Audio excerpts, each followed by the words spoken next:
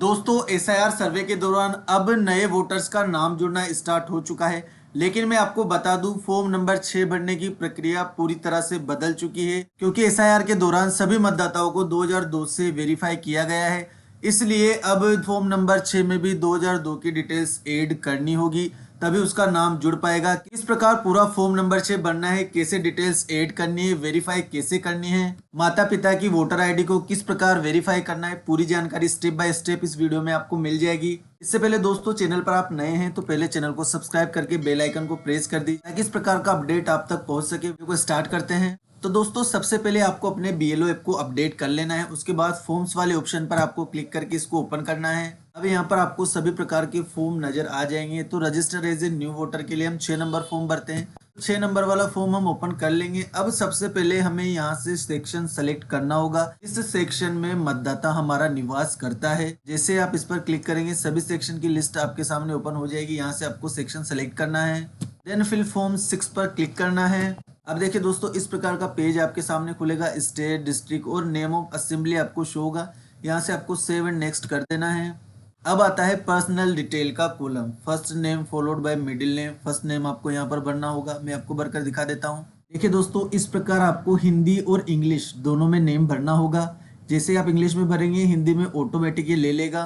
उसके बाद सरनेम यदि आप भरना चाहते हैं तो भर दीजिए, या पहली लाइन में आप सरनेम भी लिख सकते हैं। उसके बाद अपलोड वन रिसेंट फोटो आपको यहाँ पर करना होगा। कलर फोटो यहाँ पर करना है। 2 MB से ज़्यादा उसकी साइज नहीं होनी चाहिए। चूज फाइल पर क्लिक करके जहाँ भी आपने फोटो सेव कर रखा है वहाँ से आप इसको अपलोड कर सकते हैं, या टेक फोटो खींच कर भी आप इसको अपलोड कर सकते हैं। तो ये फोटो मैंने पहले ही सेव कर रखा है तो गैलरी में से मैं इसको अपलोड कर देता हूँ। अब देखिए दोस्तों फोटो यहाँ पर हमारा अपलोड हो चुका है। उसके बाद आपको इसको स्क्रॉल डाउन करना है। अब रिलेटिव्स की डिटेल हमें यहाँ पर भरनी होगी, जो भी इसके रिलेटिव्स है। फादर की डिटेल पहले हम यहाँ पर भरते हैं, तो फादर का नाम आपको यहाँ पर भरना होगा। इस प्रकार आपको इंग्लिश और हिंदी में फादर का नेम भर देना है। उसके बाद इसको स्क्रॉल डाउन करना है। अब यहाँ पर कॉन्टेक्ट डिटेल आपको भरनी होगी। मोबाइल नंबर यहाँ पर भरना होगा। मोबाइल नंबर आपको कैंडिडेट के खुद के भरने हैं, क्योंकि बाद में ओटीपी के माध्यम से इसको डाउनलोड भी किया जा सकता है। ईमेल आईडी यदि आपके पास उपलब्ध है तो ईमेल आईडी भर दीजिए। उसके बाद आता है दोस्तों आधार नंबर। आधार वाले कॉलम पर आपको क्लिक करना है। उसके बाद आधार नंबर आपको यहाँ पर दर्ज करने हैं। आधार नंबर दर्ज करने के बाद जेंडर आपको यहाँ से सेलेक्ट करना होगा, मेल फीमेल। उसके बाद डेट ऑफ बर्थ आपको यहाँ पर मेंशन करनी है। यहाँ से आप डेट ऑफ बर्थ को सेलेक्ट कर सकते हैं। सन आपको सबसे पहले सेलेक्ट करना है। इस प्रकार डेट ऑफ बर्थ आपको यहाँ पर फिलअप कर देनी है। अब आता है document for proof of date of birth. Date of birth के लिए डॉक्यूमेंट हमें यहाँ पर अपलोड करना होगा। कौन सा डॉक्यूमेंट आप अपलोड कर रहे हैं उसका नाम आपको यहाँ से सेलेक्ट करना है। जैसे आधार कार्ड में अपलोड कर रहा हूँ, डेट ऑफ बर्थ के प्रूफ के लिए यही अवेलेबल हो पाया है, तो आधार कार्ड यहाँ से मैं सेलेक्ट कर लूँगा। उसके बाद इसको स्क्रॉल डाउन करना है। अब यहाँ पे proof of date of birth हमें अपलोड करना होगा। 2 MB से ज़्यादा साइज का ये नहीं होना चाहिए।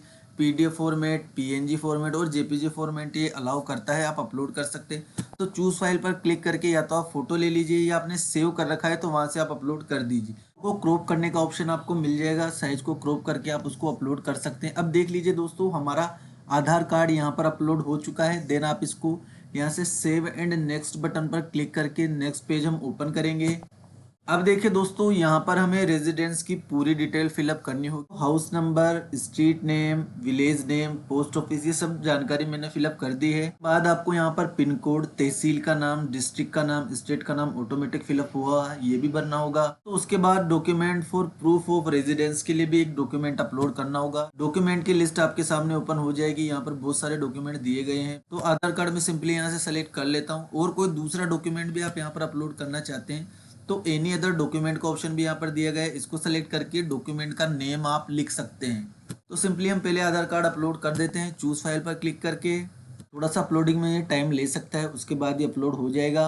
देखिए दोस्तों हमारा आधार कार्ड यहाँ पर अपलोड हो चुका है। अब आपको सेव एंड नेक्स्ट बटन पर क्लिक करना है। नेक्स्ट पेज हमारा ओपन हो चुका है। डिसेबिलिटी से रिलेटेड ये पेज है। यदि किसी प्रकार की डिसेबिलिटी, विकलांगता यदि मतदाता में है तो आपको यहाँ से चुनाव करना है। उसके बाद उसकी परसेंटेज भरनी है, और नहीं है तो यहाँ से इसको खाली छोड़कर सेव एंड नेक्स्ट आपको कर देना है। अब यहाँ पर नेम ऑफ फैमिली मेंबर्स, यानी कि फैमिली मेंबर्स की डिटेल हमें भरनी होगी जिनका नाम ऑलरेडी इंक्लूड है इलेक्टोरल रोल में, करंट रोल में 2025 की मतदाता सूची में उनका नाम दर्ज है। उनकी डिटेल हमें यहाँ पर भरनी होगी। तो हम इसके फादर की डिटेल यहाँ पर फिलअप करते हैं। फादर का नेम हमने यहाँ पर लिख दिया है। उसके बाद रिलेशन हम यहाँ से फादर सेलेक्ट करते हैं। उसके बाद उसके इपिक नंबर हमें यहाँ पर दर्ज करने होंगे। तीनों एंट्री करने के बाद सेव एंड नेक्स्ट बटन पर क्लिक करना है। देखिए दोस्तों, ये जो पेज ओपन हुआ है ये नया पेज ऐड किया गया है। इससे पहले ये पेज ऐड नहीं था फॉर्म नंबर 6 में। अब यहाँ पर पेरेंट्स की लीगल डिटेल हमें भरनी होगी। Fathers, legal guardians, EPIC number यहाँ पर भरना होगा। देखिए दोस्तों, यहाँ पर फादर का इपिक नंबर आपको दर्ज करना होगा। फादर का नेम ऑटो फिलअप आएगा। मदर का इपिक नंबर आपको दर्ज करना होगा और मदर का नेम भी आपको यहाँ पर दर्ज करना होगा। और जब तक आप इसको सर्च करके ऑथेंटिकेट नहीं करेंगे आपका फॉर्म फिलअप नहीं होगा। देख लीजिए, जैसे आप इस पर क्लिक करेंगे यहाँ पर आपको एक मैसेज शो होगा, वैलिड इपिक। प्रकार से मदर का इपिक नंबर भी आपको वैलिडेट करना पड़ेगा। वैलिड इपिक यहाँ पर लिखा जब आ जाता है उसी के बाद आप सेव एंड नेक्स्ट बटन पर क्लिक कर पाएंगे, अन्यथा आपको बार बार एरर शो होगा। इस बात का आपको विशेष रूप से ध्यान रखना है। इस सर्च का बटन जो दिया गया है इस पर क्लिक करके आपको पहले इपिक नंबर को वैलिडेट कर लेना है। इसके अलावा स्पूस की डिटेल आप यहाँ पर भर सकते हैं। पति पत्नी की डिटेल इस कॉलम में भरी जाएगी। अब आता है दोस्तों पूर्व एसआईआर का डाटा, इलेक्ट्रोल इन 2002 का माता पिता का डेटा आपको यहाँ पर फिलअप करना पड़ेगा। ये भी नया ऐड किया गया है। इसके बिना फॉर्म नंबर 6 भरना संभव नहीं होगा।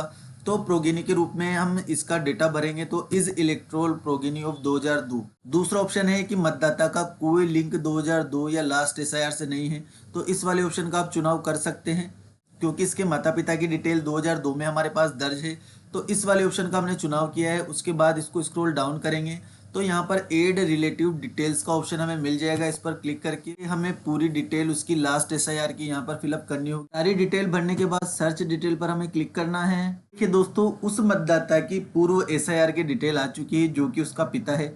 तो इस डिटेल को हमें चेक कर लेना है। उसके बाद वेरीफाई एंड कंटिन्यू बटन पर क्लिक करना है। देखिए दोस्तों, ये पूरी डिटेल हमें यहाँ पर शो होगी पूर्व एसआईआर की, उसके पिताजी की। के बाद देखिए दोस्तों, electoral relationship with relatives details, यहाँ से हमें रिलेशन सेलेक्ट करना होगा। फादर की वो डिटेल थी तो यहाँ से हमने फादर सेलेक्ट कर लिया है। Then please upload signature. अब यहाँ पर उसके सिग्नेचर हमें अपलोड करने होंगे। मतदाता के चूज फाइल पर क्लिक करके जहां पर आपने उसके सिग्नेचर सेव कर रखे हैं वो आपको यहाँ पर लेने होंगे, या टेक फोटो करके भी आप इसको ले सकते हैं। इसके लिए दोस्तों पहले आपको ऑफलाइन फॉर्म भरकर कंप्लीट कर लेना है, तभी ये सारी जानकारी आप अपलोड कर पाएंगे।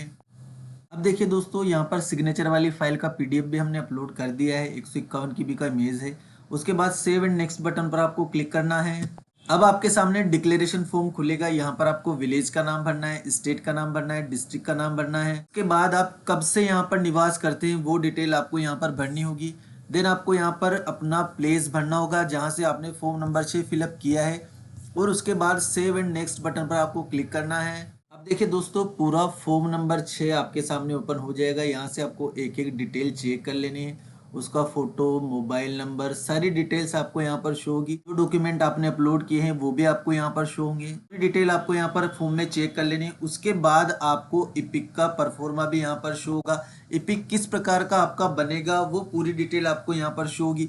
इस इपिक कार्ड को यदि आप अच्छे से चेक कर लेते हैं तो दोबारा आपको संशोधन की आवश्यकता नहीं पड़ेगी। आपको यहाँ से नेम, पिता का नाम, जेंडर, डेट ऑफ बर्थ, हर चीज अच्छे से चेक कर लेनी है, क्योंकि जब ये इपिक बनकर आएगा तो बिल्कुल ऐसा ही इपिक दिखेगा। सिर्फ यहाँ पर इपिक नंबर ऐड होंगे। का बैक साइड भी यहाँ पर आपको शो होगा। देख लीजिए, एड्रेस वगैरह आपको सब यहाँ से चेक कर लेना है। यदि आपको लगता है कि कुछ गलती हुई है तो कीप एडिटिंग का ऑप्शन यहाँ पर दिया गया है। इस पर क्लिक करके आप वापस बैक जाइए और उस गलती को सुधार लीजिए। और आप संतुष्ट हो गए हैं कि पूरी डिटेल सही है, पूरा फॉर्म हमने सही फिलअप किया है, देन सबमिट बटन पर आपको क्लिक करना है और 6 नंबर फॉर्म आपका सक्सेसफुली सबमिट हो जाएगा। देख लीजिए, form 6 is submitted successfully. Reference number यहाँ पर हमारे इशू हो चुके हैं।